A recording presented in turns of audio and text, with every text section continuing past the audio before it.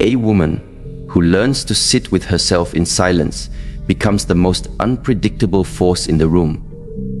Not because she intends to dominate, but because she no longer needs to. Silence in a noisy world is misunderstood. It is often mistaken for weakness. But there is a kind of silence that is not born of suppression, but of strength. The kind that doesn't beg to be understood, because it already understands itself. This silency is not the absence of words. It is the presence of awareness. It's the stillness that comes after you stop trying to explain your worth. It's the peace that enters when you no longer react to every shift in another person's mood. It is the clarity that rises when your emotions are no longer dictated by what someone did or didn't say. Most women are trained to over-express, to over-explain, to always give context to their boundaries, until they realize that silence itself is the boundary. When a woman turns inward, not out of fear, but out of choice, she activates a deeper form of respect. People feel it. They may not be able to name it, but they sense it. And when you begin focusing on yourself, not in selfishness, but in stillness, everything misplaced starts falling back into place. When a woman begins to truly focus on herself, something profound begins to shift. Not just inside her, but in the world around her. It is not merely about self-care routines or momentary retreats from others. It is a deeper awakening. A quiet decision to stop pouring energy into places that no longer give back, to reclaim attention from everything external and redirect it inward. That shift, though subtle at first, transforms everything. It begins with a question: where is my energy going? In a world that constantly demands a woman's attention, her nurturing, her care, her explanations, her compromise, it becomes easy to forget that energy is not limitless. Attention is currency, and the way you spend it determines the quality of your emotional life. The more you give away without intention, the less you have for yourself. But the moment a woman begins to observe, rather than react, to choose herself rather than chase others, she starts to experience a different kind of power. A power that doesn't come from trying to control others, but from mastering her inner space. Neuroscience has long confirmed this truth. What you focus on grows. This is called the Hebbian principle. Neurons that fire together, wire together. When your mind is always busy trying to fix people, explain yourself, predict outcomes, or worry about how you're perceived, it strengthens patterns of anxiety and over-responsibility. But when you begin to bring your attention back to yourself, your breath, your thoughts, your values, your stillness, you start rewiring your brain for clarity, peace, and purpose. Take the story of Mina, a woman in her late 50s who had spent most of her adult life adjusting herself around others.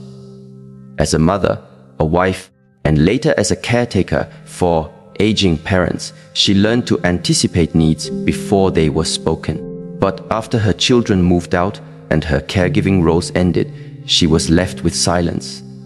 At first, it was terrifying. The noise of other people's needs had been her compass for so long that she didn't know how to navigate without it. But slowly, she began to ask, what do I feel when no one is watching? What do I want when I'm not needed? She started small. Morning walks without her phone, journaling without editing herself, saying no without guilt, and as her attention returned to herself, something powerful emerged. She no longer felt pulled in 20 directions. Her conversations became more intentional. She no longer responded to emotional manipulation with explanations, just calm silence. And to her surprise, people began to treat her differently, not because she demanded respect, but because she radiated it from within. Focusing on yourself is not abandonment of others. It is anchoring within yourself so you don't get lost in others. You begin to recognize your patterns, where you overextend, where you seek validation, where you betray your intuition to keep the peace. And each time you notice, you interrupt the automatic cycle. That moment of noticing is power. It's awareness becoming action. There is a sacred discipline in remembering yourself before you remember others. It requires asking before every yes, whether it's rooted in fear or integrity. It means pausing before reacting. To ask, is this worth my energy? Does this reflect who I am becoming? It's not easy, especially for women who've been conditioned to associate worth with service, silence with weakness, and boundaries with rejection. But in truth, the opposite is real. The woman who focuses on herself is not selfish. She is self-aware, and self-awareness is the foundation of every healthy relationship. Without it, we end up performing roles instead of being present. We absorb moods, mirror dysfunctions, and confuse emotional over-availability with love. But when we are centered within, we can discern between what belongs to us and what doesn't. We no longer take things personally. We stop rescuing people from lessons they are meant to learn. One of the most misunderstood aspects of this journey is the practice of silence. Not the silence of avoidance or passive aggression, but the silence of presence. A deliberate, grounded quiet that listens more than it speaks. That observes without rushing to intervene. That chooses stillness over unnecessary reaction. In this kind of silence, a woman becomes untouchable. Not because she's withdrawn, but because she's anchored.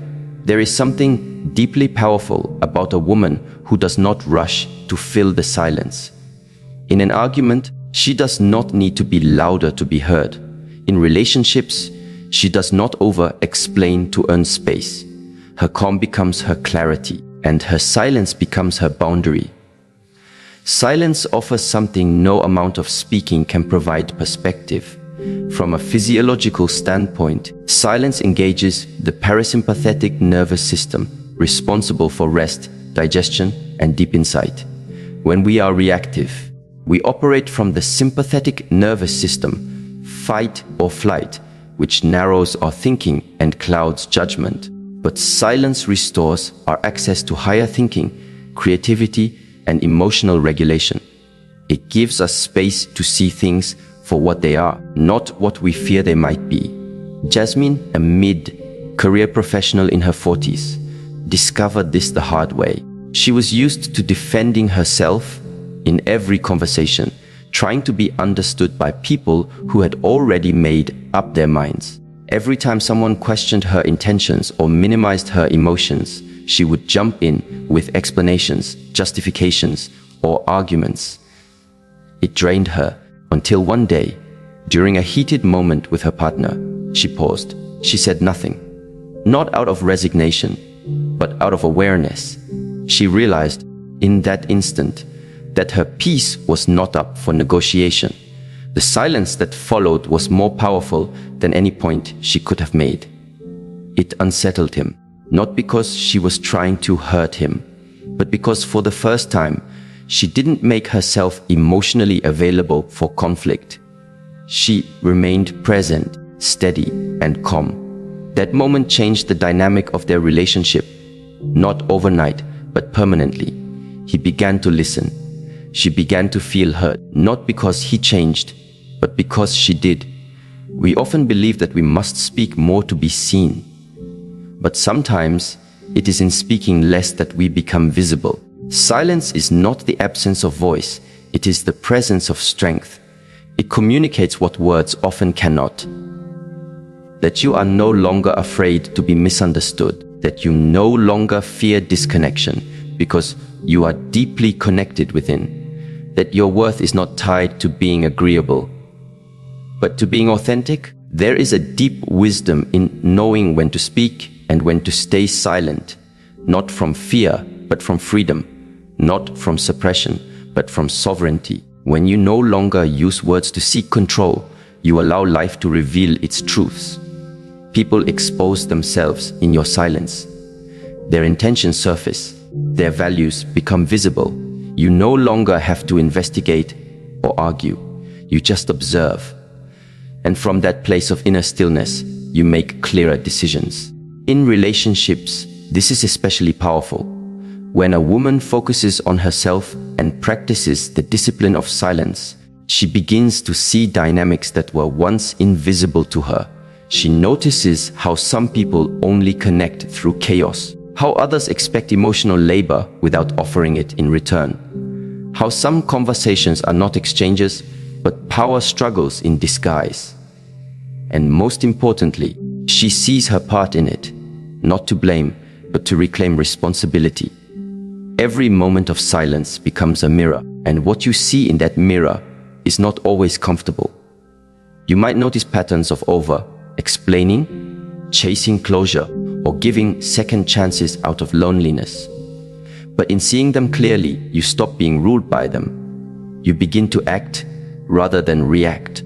And that alone changes everything. This journey does not require you to isolate yourself, but it does ask you to stop abandoning yourself. It invites you to slow down long enough to ask, who am I without the noise? What do I value when I'm not performing? What emotions arise when I'm not distracted? Silence creates space for these questions. It reveals the internal architecture of your life, the values, beliefs, and wounds that shape your relationships. And once seen, they can be healed, rewritten, aligned. One of the most important realizations a woman can have is this: not everything requires your energy. Not every message needs a response. Not every misunderstanding needs clarification. Not every question deserves an answer. The moment you realize that your presence is enough, you begin to conserve your energy for what truly matters. This kind of self-focus is not a destination. It's a daily practice. A return, again and again, to the present moment, to the breath, to the truth that you don't have to chase what aligns with you.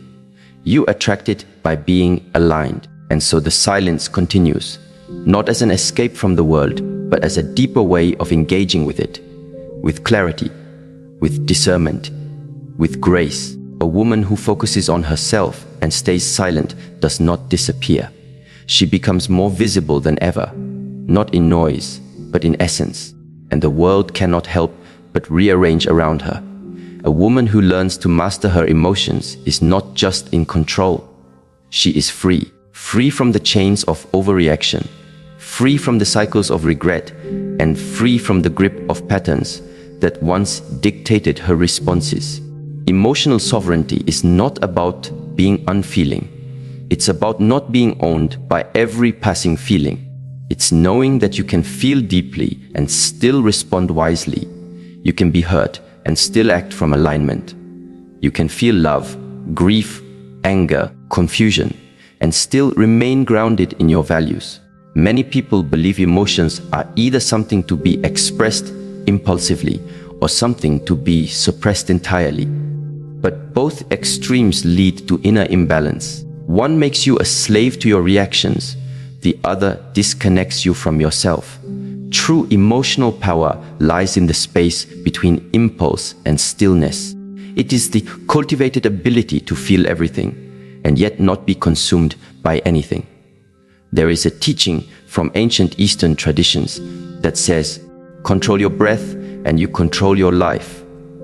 And indeed, modern neuroscience agrees. When a woman pauses and breathes consciously before responding to provocation, her brain shifts from the amygdala, where emotional reactivity is born, to the prefrontal cortex, where logic, reflection, and wisdom reside. This is not just spiritual advice, it is biological reality. Consider the story of Elia, a woman who for years was known for her fire. When someone crossed a line, she met them with intensity. Her voice rose, her heart raced. She fought back with words, proving her intelligence, her sharpness, her refusal to be disrespected. But each time, even when she won the argument, she walked away feeling drained. She realized that her reactions, while justified, were costing her more than the original offense: her peace, her power, her clarity. One day, During a tense conversation with a colleague who had undermined her work in a meeting, she felt the familiar heat rising. The urge to respond immediately, to defend, to correct, but something in her shifted. She inhaled slowly, and instead of reacting, she simply paused, looked at him, said nothing. That pause, just a few seconds, wasn't empty. It was full of restraint, full of grounded energy, full of quiet power. In that pause, she realized something. The need to prove yourself is often born from the fear of being unseen. But when you know your worth, you no longer perform it for others.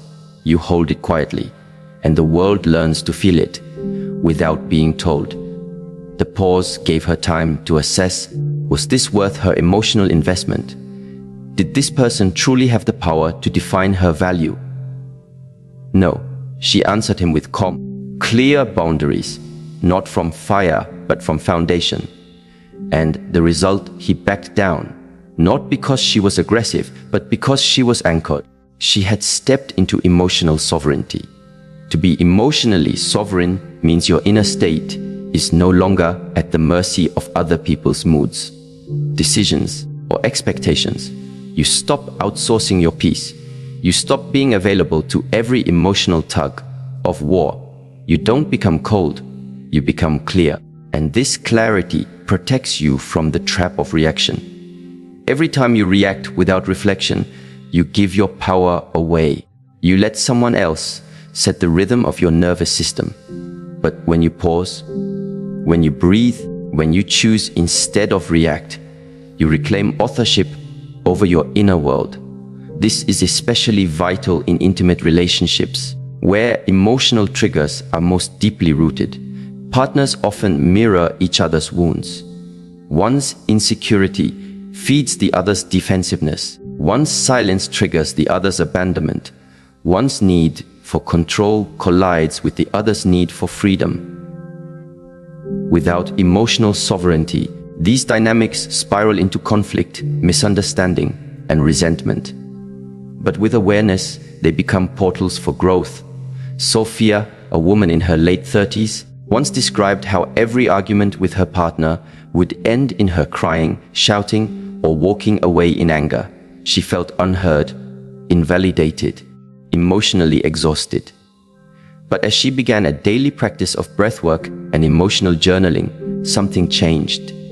The next time conflict arose, she noticed her body first. The tightening in her chest, the clenching of her jaw, the quickening of her breath. Instead of reacting, she said, "Give me a moment." She stepped away, not to retreat, but to return to herself. She sat, she breathed. She asked herself not just what she felt, but why she felt it. Was it about him, or something deeper? And then, when she returned, she spoke, not from the storm, but from the center of it. The conversation that followed was the first they'd had in months that didn't end in emotional chaos. It wasn't perfect, but it was present. Emotional sovereignty is not achieved by force. It is practiced through daily attention, through the habit of awareness, through the discipline of self-honesty. It is cultivated in quiet moments when no one is watching, where you choose to observe rather than indulge the narrative. You choose to breathe instead of blame, to inquire instead of accuse. And this kind of presence doesn't just benefit your relationships with others. It deepens your relationship with yourself. You begin to trust yourself more. You stop second-guessing every decision. You no longer need to crowdsource your worth or use someone's love as proof of your value. You begin to carry yourself with a quiet assurance. One that says, "I know who I am, I know what I feel, and I will no longer abandon myself for comfort or approval." This leads naturally into another kind of transformation, the power of embodied stillness. Not only does a woman's emotional mastery radiate through her words, or lack of them, but it speaks even more loudly through her presence, through how she moves, how she sits, how she breathes, how she listens, and most importantly, how she holds herself when no one else is holding her. The body is not just a vessel, it is a language. It tells others how to treat you before you speak. Posture, tone, eye contact. These are not just social cues. They are energetic signatures. They communicate whether you are grounded or scattered, open or guarded, calm or reactive. When a woman walks into a room with presence, she does not have to announce her strength. It is felt. It is not the presence that demands attention. It is the presence that holds attention. This doesn't come from performing confidence. It comes from cultivating inner alignment. Imagine Maya, a soft-spoken woman who was often overlooked at work meetings. Her ideas were good, but she presented them hesitantly, eyes down, voice low, shoulders slightly hunched. She didn't realize her body was communicating doubt, even when her words were clear. After attending a somatic awareness workshop, she began to practice a new habit each morning, standing barefoot for 5 minutes, breathing deeply, rolling her shoulders back, grounding her feet into the earth. Over weeks, something shifted. She wasn't trying to be someone else. She was returning to herself, inhabiting her body fully. Her voice became steadier. Her presence expanded. The next time she spoke in a meeting, people listened, not because she shouted, but because she spoke from her center, and her body confirmed what her words said. I believe in what I'm saying. And so others believed her too. This is the unseen power of embodied stillness. You don't have to yell to be heard. You don't have to push to be taken seriously. You have to be aligned internally and externally. Breathwork, posture, stillness. These are not just wellness trends. They are foundational practices for women who want to move through life with clarity and respect. The breath especially is a tool often overlooked. It is the bridge between mind and body, between thought and action, between reaction and response. In moments of emotional intensity, one deep, intentional breath can change the entire trajectory of a conversation. The practice of conscious breathing rewires the body's stress response. It tells your nervous system, I am safe. I am here. I can respond with wisdom. Over time, this rewiring becomes your default. You are no longer pulled by the chaos outside you. You move from center. And that center becomes your compass, especially when others try to pull you into storms you didn't create. Embodied stillness also teaches you patience.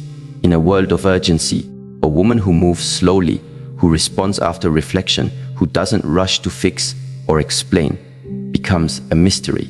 Not because she hides herself, but because she reveals only what is aligned. Her yes is clear, her no is unwavering. Her time is sacred. This kind of presence doesn't push away others. It invites truth. It creates a relational field where only authenticity can survive. People can feel when you are present, not just physically, but energetically. They feel safer around you, not because you cater to them, but because you are not at war with yourself. And this, in turn, creates emotional safety in relationships.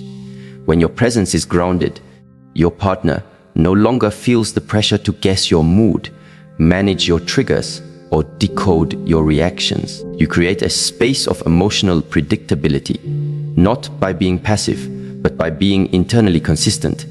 Children, too, sense this. A mother who is emotionally sovereign and embodied teaches not by her words, but by her way of being. She models what it means to be present in discomfort, to pause in conflict, to breathe through overwhelm, and that example becomes an inheritance more valuable than any advice. To live in this way requires intention. It is not automatic, it must be cultivated. But the reward is immeasurable. Your relationships evolve, your decisions clarify, your energy deepens. You become a quiet force, not for domination, but for peace, not for attention, but for alignment, not to prove, but to be. And in that being, others are moved, not by what you do, but by who you are, because you are no longer just reacting to life. You are responding to it from a place of inner truth. And that truth becomes the most powerful thing in the room. Every woman carries within her a rhythm, an energy, a signal that precedes her words and even her actions. Before she speaks, before she responds, even before she enters the room, there is a kind of transmission that takes place. It is subtle, but it is unmistakable. It is her emotional frequency. And the truth is, people don't just hear what you say, they feel who you are. The mirror effect teaches us that relationships are reflections. What we carry inside, we end up projecting outward. What we avoid internally often manifests externally in the people we attract or repel, in the conflicts we repeat, in the silence we endure, and even in the love we accept. When there is inner disorder, chaos seems to find us no matter how much we run from it. But when there is inner peace, things around us begin to quiet down. Not because the world changes, but because our relationship with it transforms. Imagine a woman who carries unresolved grief in her heart. She may look composed, even smile in public, but something in her frequency speaks of heaviness. Without realizing it, she attracts partners who are emotionally unavailable, mirroring back her own disconnect. Or think of a woman filled with self-doubt. She may speak words of affirmation, but her energy subtly communicates hesitation. And so she finds herself in dynamics where her boundaries are tested, her voice is overlooked, her confidence is questioned. This is not to blame, but to awaken. The mirror effect is not punishment, it is revelation. Life keeps showing us through others what we still need to address within. When you begin to center yourself in truth, not performance, not fear, but truth, everything around you becomes clearer, not easier, but clearer. A woman once shared how she kept ending up in relationships where she felt used. Every man she dated seemed charming at first, but would later become cold, controlling, or indifferent. At first, she blamed them. Then she blamed herself. But after deep reflection, she realized she was operating from a subconscious belief that her worth was transactional, that love had to be earned through effort. She was overgiving, over-explaining, and overextending herself in hopes of receiving scraps of affection. Her energy was saying, "Please see me," even when her words said, "I'm fine." When she stopped trying to fix others and turned inward, things changed. She began to sit in silence more often, to listen to her own breath, to observe her emotional patterns. She didn't try to be liked. She tried to be honest. She didn't rush into intimacy. She watched people slowly. And she realized something profound. When she became emotionally consistent with herself, people could no longer manipulate her. She stopped attracting chaos. Her stillness began to act as a filter. The mirror effect doesn't just reveal what is broken. It reveals what is possible. When your internal world is ordered, aligned, and nourished, your relationships become reflections of that harmony. It's not magic, it's resonance. We draw people into our lives who vibrate at a similar emotional level. And as we raise our own frequency, not by pretending, but by healing, our environment begins to shift. People begin to respect your silence because they can feel it's not empty. It's intentional. They feel your no before you even say it. They feel your joy, not because you display it, but because it lives in you. You begin to understand that being centered is the greatest protection you can ever have. It shields you not with walls, but with presence. This is why inner work is not a luxury. It is the foundation. The woman who invests in her internal world, the one who examines her stories, clears her energy, and returns to herself again and again, builds a life that reflects peace. She no longer begs for connection. She becomes connection. She no longer performs for love. She embodies love. And from that embodiment, she attracts those who are ready to meet her, not just in romance, but in friendship, in family, in community. This inner alignment requires discipline. It means choosing to pause before reacting. It means walking away from what disrupts your peace, even if it's familiar. It means being willing to feel uncomfortable truths rather than escape into distractions. But the reward is clarity. You begin to trust yourself more. You stop second guessing your instincts. You no longer tolerate energy that drains you because you're too aligned to pretend anymore. Even in solitude, you feel connected because you're no longer seeking from outside what you now generate from within. That shift is everything. It's the difference between chasing and attracting, between noise and resonance, between being pulled in 1,000 directions and standing firmly in one. Still, life has a way of testing this. There will always be people who don't understand your silence, who feel threatened by your presence, who try to pull you back into old patterns. And in those moments, you are faced with a choicy contract to make others comfortable or expand to remain true. Sometimes, the most powerful move you can make is to pull back, not in resentment, but in realignment. This is what we call strategic withdrawal. It is the conscious decision to step back, to observe, and to allow the truth to reveal itself, not through confrontation, but through distance. There's a saying, when you stop speaking, people reveal who they are. It's not just a poetic idea, it's a psychological reality. When you stop feeding a dynamic, you expose its core. When you stop explaining yourself, you discover who truly seeks to understand you. When you stop initiating, you find out who values connection enough to reach for you. Distance has a language, and silence has its own kind of clarity. Strategic withdrawal is not about ghosting or playing games. It is about reclaiming your emotional energy from places where it is being wasted. It is about giving yourself space to see things as they are, not as you wish them to be. Often, we stay too long in situations because we are addicted to potential. We see what someone could be, and we ignore what they are. But potential is not a promise. And silence allows us to stop projecting and start perceiving. Amira, a woman who had been in an off-again relationship for years, finally chose silence, not out of bitterness, but out of wisdom. She had tried everything: talks, letters, counseling, compromise. But the cycle continued. Each time she explained her needs, they were acknowledged, but never respected. So one day, she stopped explaining. She didn't threaten. She didn't argue. She just became quiet.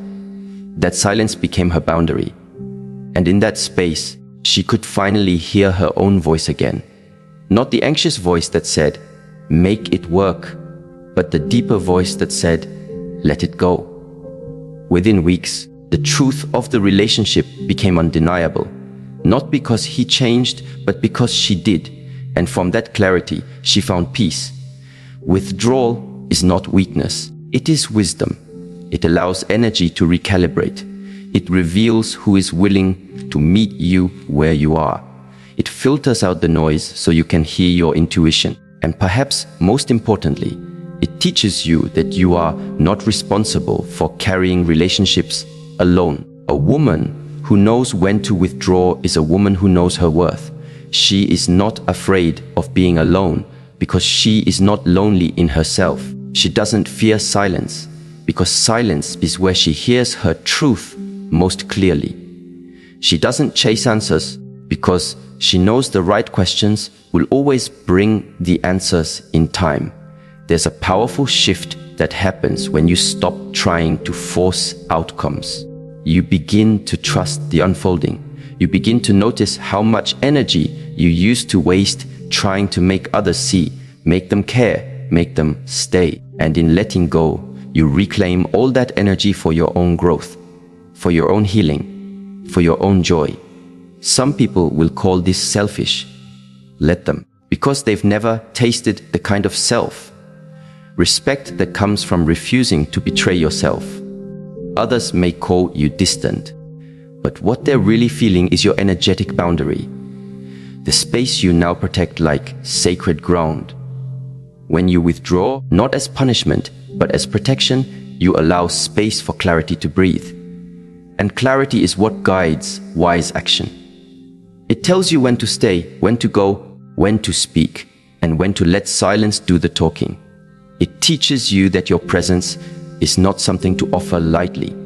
It is a gift, a sacred force, and it must be given where it is valued. The woman who practices strategic withdrawal becomes magnetic, not because she's mysterious, but because she's whole. People are drawn to her stillness, her integrity, her strength. But not everyone will be ready for it. And that's okay, because she no longer lives to be understood by everyone. She lives to be true to herself. And from that truth, everything else begins to align, not always immediately, not always without challenge, but always with purpose. Because life supports those who walk in alignment. It clears paths for the woman who is brave enough to walk alone when needed, and wise enough to know when to return. This is the silent wisdom that speaks louder than noise, the quiet presence that echoes louder than performance, and the calm that, once chosen, never truly leaves you again. When a woman chooses to focus on herself and embraces silence not as absence, but as intention, her life begins to shift in profound ways. Not because she forces change, but because she becomes change. She no longer reacts from old wounds, but responds from inner wisdom. She doesn't beg to be heard. Her stillness speaks for her. She no longer pours into what depletes her. She reserves her energy for what aligns with her growth, her peace, and her truth. This journey is not loud. It is not dramatic. It is quiet, steady, and powerful. She learns to see beyond appearances, to feel the energy behind words, and to walk away from noise disguised as love. Her presence becomes her statement. Her boundaries become her protection. Her silence becomes her filter, and slowly, the world around her begins to mirror the world within her. Relationships become more respectful. Opportunities arise without chasing. Clarity replaces confusion. Not because she fixed everything around her, but because she mastered what was within her. The woman who learns to be still, to be present, to be centered in her own truth. She is no longer available for anything less than what she deserves. In her silence, everything unnecessary falls away, and in that space, everything meaningful finds its way home.